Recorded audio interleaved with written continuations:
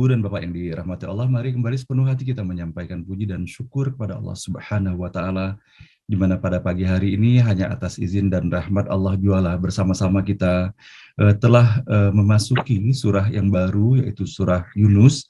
Dan pada pagi hari ini atas izin Allah kita telah membaca pula 3 ayat pertama dari surah Yunus ini. Mudah-mudahan atas segala ikhtiar, perjuangan, kesabaran di dalam kita menyiapkan diri untuk melantunkan, membaca, menyimak, serta mendengarkan pembacaan ayat-ayat ini, semoga Allah membukakan pintu rahmat, barokah, dan hidayahnya untuk kita semua. Amin ya Rabbal Alamin.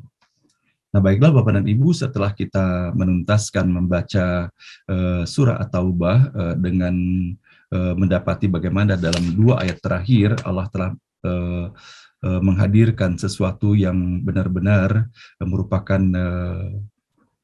bagaikan sebuah oase yang melepaskan kedahagaan kita dalam perjalanan panjang mengarungi padang pasir yang tanpa batas, dan kita mendapati sebuah telaga yang menyediakan air yang jernih, bening, dan menyejukkan.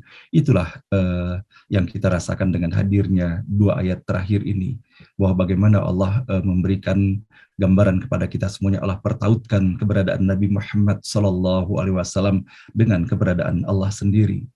Dalam ayat ke-128, Allah memberikan kemuliaan dan penghargaan luar biasa kepada Nabi Muhammad SAW, dan bahkan kalau sudah kita perhatikan bagaimana di dalam ayat tersebut Allah melekatkan kepada diri Nabi Muhammad sapaan Raufur Rahim, yang dimana kedua kata ini adalah merupakan dari 2 nama Allah yang terdapat dalam Al-Asma'ul Husna itu. Bahwa disinilah kita bisa mendapati bagaimana mulianya Rasulullah SAW di hadapan Allah Subhanahu wa Ta'ala.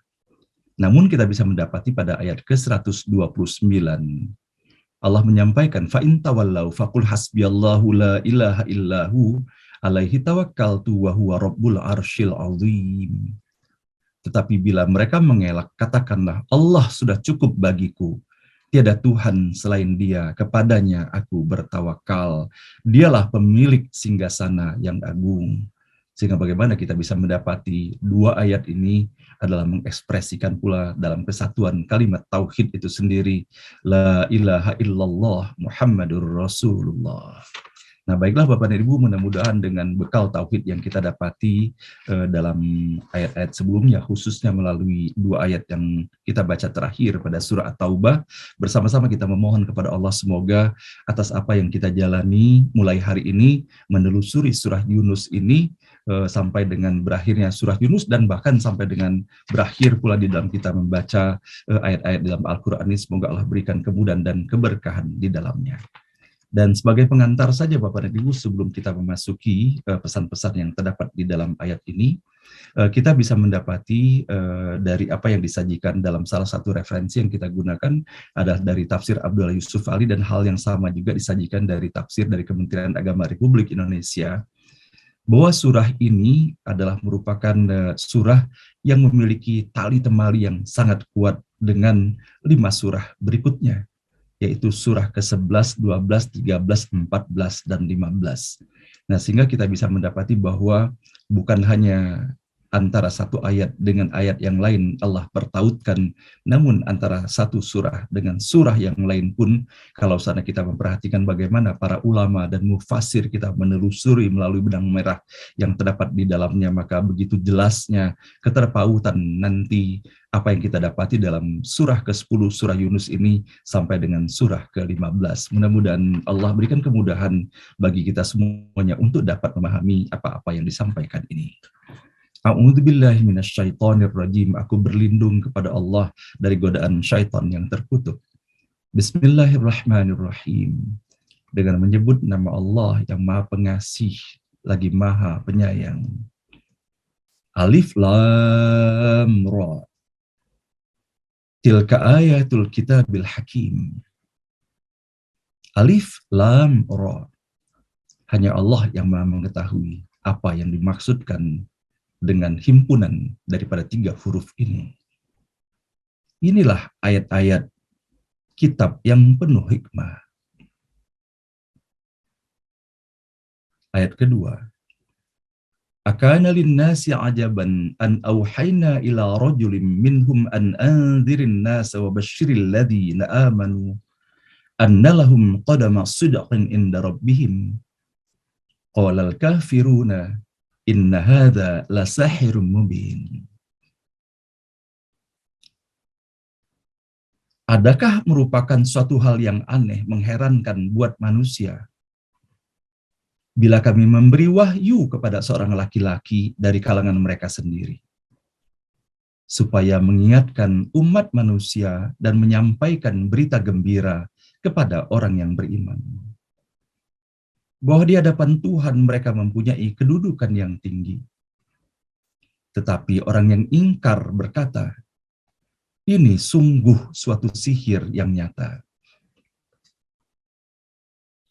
Kalau kita memperhatikan pada ayat kedua ini, pada tafsir Abdullah Yusuf Ali terdapat keterangan di dalamnya. Bukan itu lebih pula mengagumkan bahwa manusia yang menerima wahyu itu juga salah seorang dari kita sendiri. Orang-orang Arab mengenal Muhammad dalam hubungan dan keadaan yang lain. Dan bila risalah yang sungguh dahsyat itu datang melalui lidahnya, yaitu risalah kearifan, ilmu, dan kekuatan yang tak mungkin diucapkan dari dirinya sendiri. Setidak-tidaknya orang yang tidak diajar dengan ilmu manusia, yang di dalam keheranannya mereka menghubungkan hal itu pada sihir dan tenung. Mereka tidak sampai memahami bahwa sihir dan tenung hasil rancangan pikiran mereka sendiri.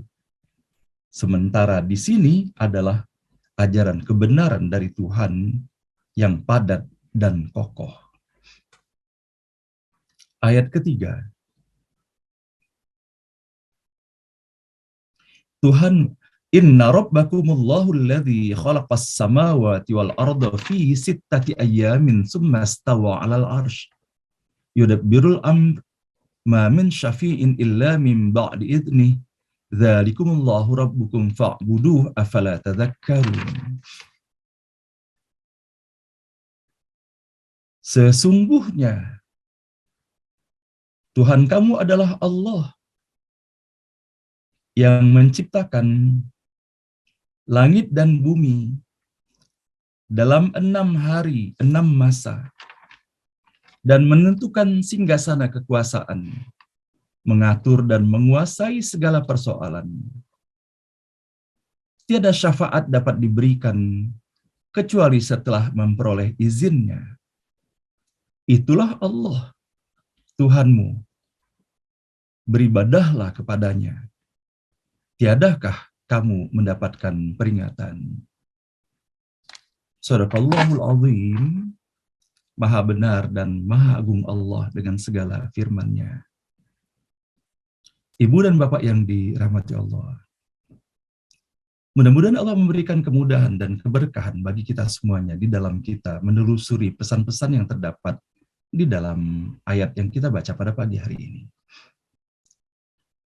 Melalui ayat pertama, meskipun kita mendapati bahwa beberapa mufassir mencoba menjelaskan mengenai makna daripada kata alif lam ra ataupun kumpulan huruf-huruf lainnya yang dijadikan awal dari beberapa surah yang terdapat di dalam Al-Quran. Seperti halnya di dalam surah Al-Baqarah alif lam mim, atau kita dapati Yasin, atau kita dapati pula melalui Kaf, Ha, Ya, Ain, Shad. Meskipun kita mendapati beberapa ulama dan mufassir mencoba mencari makna dan kemudian mencoba mencari benang merah antara penggunaan kumpulan huruf-huruf ini yang tidak merupakan sesuatu yang didapati dalam bahasa secara umum dan khususnya pada masa itu yang digunakan oleh kaum Quraisy sebagai bahasa mereka. Namun sesungguhnya di sisi lain beberapa ulama dan mufassir juga menunjukkan bahwa selain hal ini boleh jadi terdapat di dalamnya adalah selain daripada pesan spiritual, terdapat pula pesan emosional. Dan untuk menunjukkan dan menggambarkan bahwa pesan yang terdapat di balik simbol-simbol ini adalah sesuatu yang sangat penting, sebagaimana kita bisa merasakannya ketika kita membaca misalnya surah Yasin. Sebelum kita sampai kepada ayat berikutnya, maka ketika kita membaca bersama-sama dengan ketukan sesuai pula dengan tuntunannya, Yasin, atau seperti halnya pada hari ini, Alif Lam Ra. Maka sesungguhnya kalau saudara kita memperhatikan bagaimana kita menyuarakan kumpulan ayat-ayat ini, maka tidak heran kalau saudara sebagian daripada mufasir dan ulama itu menyampaikan bahwa untuk menuju kepada sesuatu yang penting yang terdapat di balik simbol-simbol ini, maka Allah menenangkan batin kita. Seperti halnya kalau saya boleh menganalogikannya ketika misalnya kita ingin membawakan sebuah lagu saja, maka tidak akan mungkin kita bisa menyuarakan sebuah lagu dan irama itu dengan baik kalau seandainya kita tidak melakukan stem suara terlebih dahulu. Maka apabila hal ini kita tautkan dengan apa yang kita dapati dalam Al-Quran, maka sesungguhnya ketenangan, keteraturan, kesesuaian itu bukan hanya bisa kita rasakan ataupun bisa kita lihat secara fisik semata, namun yang paling utama adalah bagaimana apa yang disajikan pada simbol-simbol ini adalah merupakan penghantar untuk dapat kita meresapi dengan sebaik-baiknya dan menghadirkan kesan yang sangat mendalam terhadap apa yang ditampilkan pada ayat-ayat berikutnya. Namun suatu hal yang disepakati oleh seluruh mufasir dan seluruh ulama, bahwa untuk simbol-simbol ini tidak ada seorang pun yang berani mendeklarasikan kebenaran pendapatnya, melainkan yang bersepakat adalah hanya Allah yang mengetahui pesan apa yang dibalik ini semua. Dan di sisi lain, bahkan ulama menyampaikan bahwa inilah cara Allah untuk menunjukkan kepada kita semuanya bahwa betapa sedikitnya pengetahuan kita, dengan hanya diberi simbol seperti ini saja, kita tidak mampu mengetahuinya. Maka maha benarlah Allah Subhanahu wa Ta'ala yang telah menyampaikan kepada kita semuanya, wa ma utitum minal ilmi illa qalila. Tidak aku anugerahkan, tidak aku berikan kepadamu ilmu itu, melainkan hanyalah sedikit saja. Sedikit saja. Dan apalagi kalau kita menggambarkan bahwa bagaimana Allah menggambarkan kepada kita semuanya, untuk menggambarkan keluasan daripada kalimat Allah.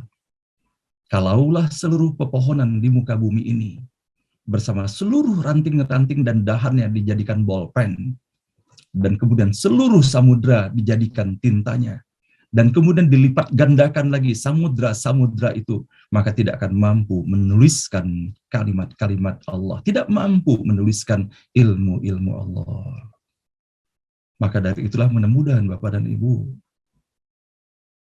kita semakin merundukkan diri di hadapan Allah Subhanahu wa Ta'ala, bahwa kemuliaan kita tidak diukur dengan predikat-predikat keilmuan kita, tetapi bagaimana tingginya ilmu kita secara lahiriah itu menghantarkan semakin merunduknya kita di hadapan Allah Subhanahu wa Ta'ala.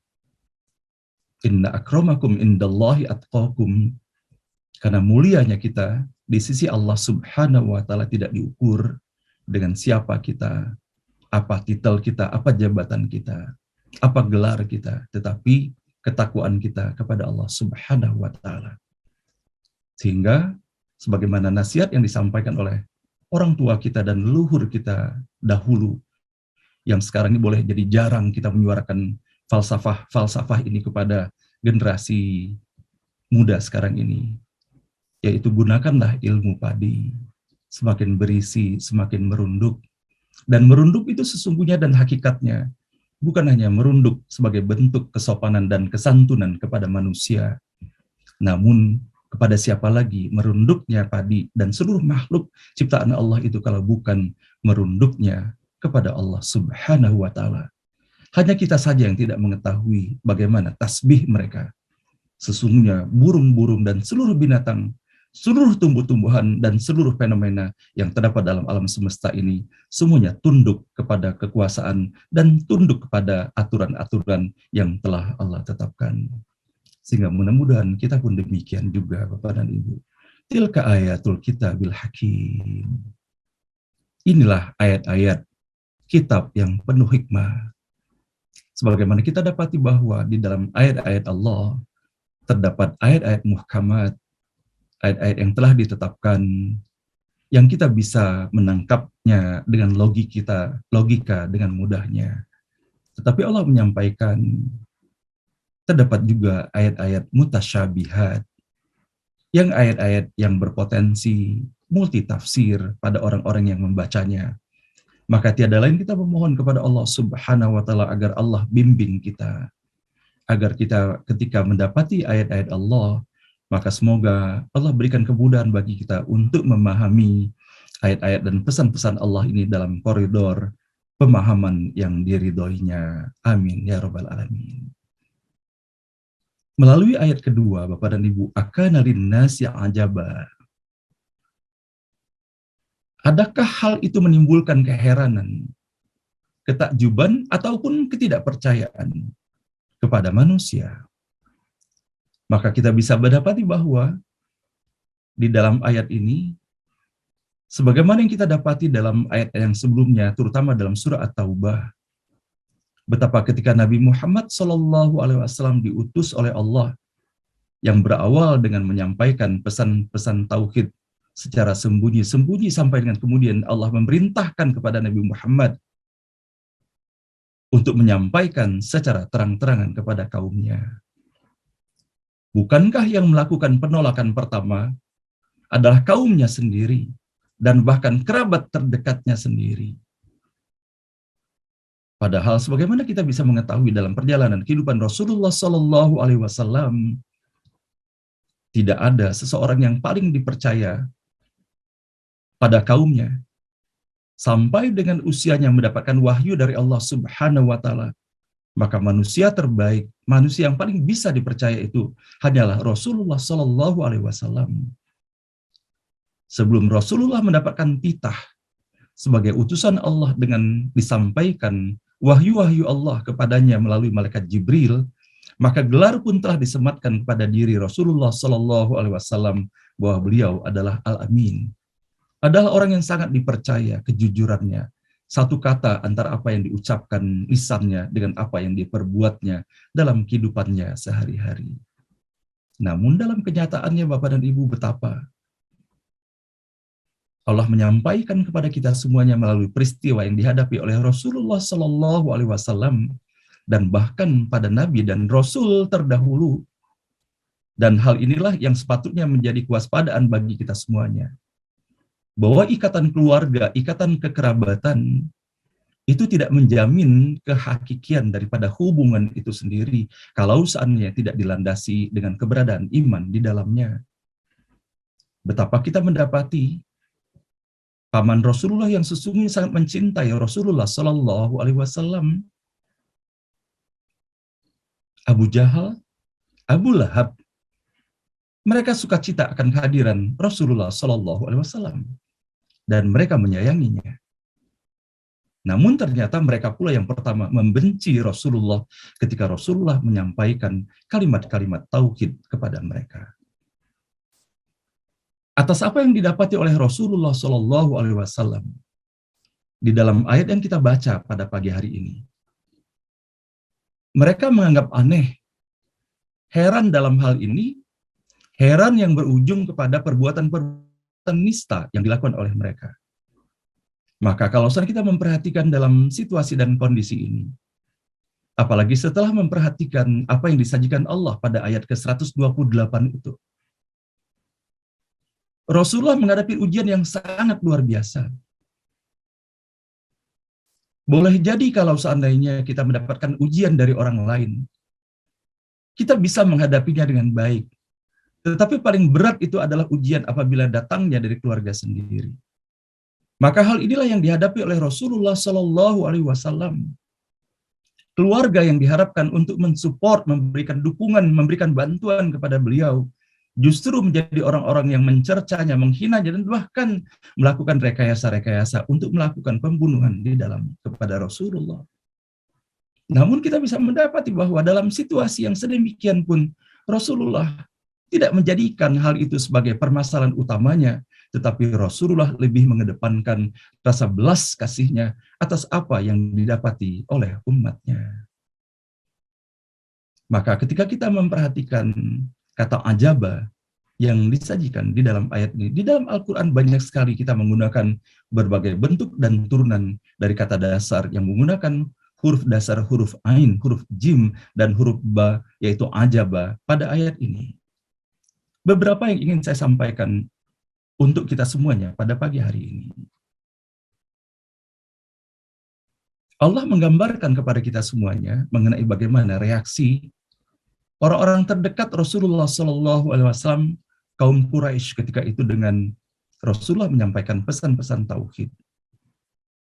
Allah sajikan hal ini dalam ayat ke-63 pada surah Al-A'raf.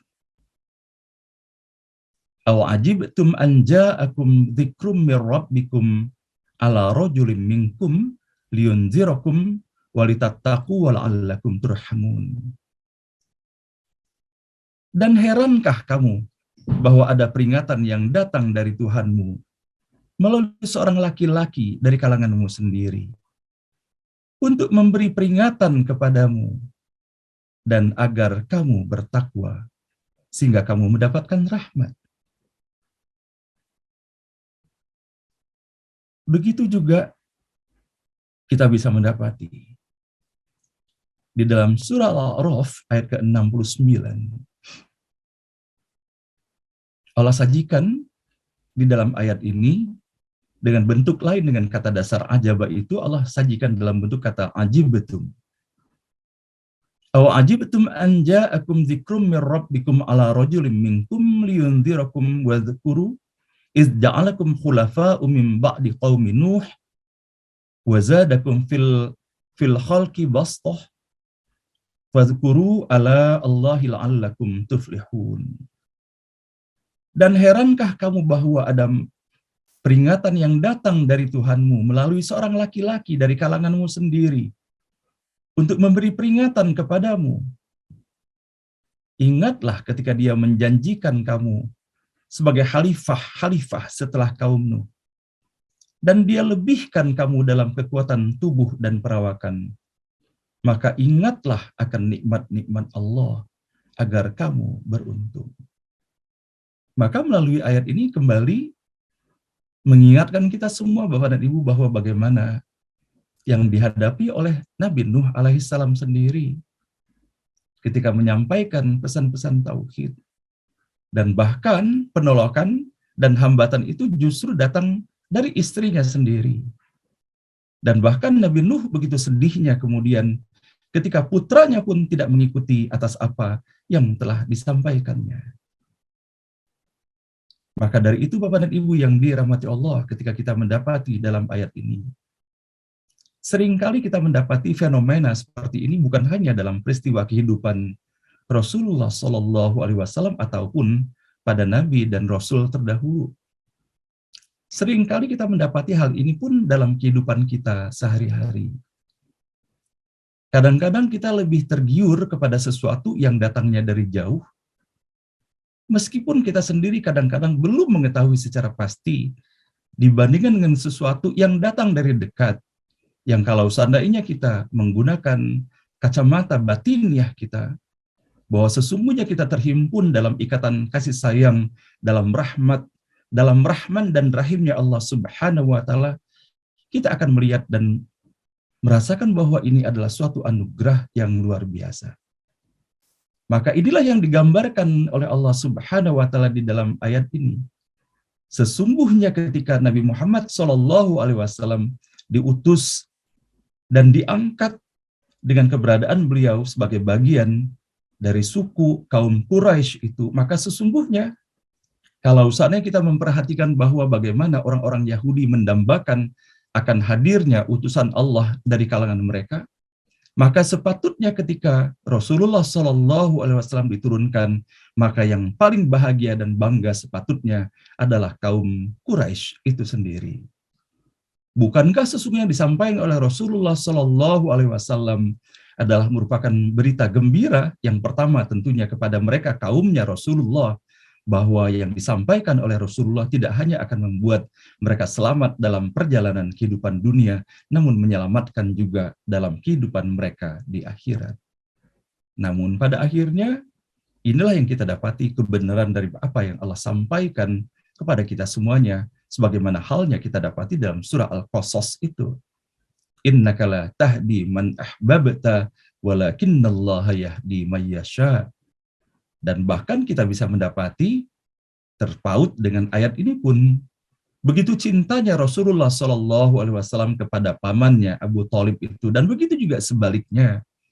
Tetapi ketika hidayah itu tidak diturunkan Allah kepadanya, meskipun upaya keras dan sungguh-sungguh dilakukan oleh Rasulullah, tetap saja pada akhir kehidupannya, paman tercintanya Abu Thalib tidak mampu mengucapkan kata syahadat itu sendiri dan mengatakan tidak mau mengikuti apa yang disampaikan oleh Rasulullah Shallallahu Alaihi Wasallam.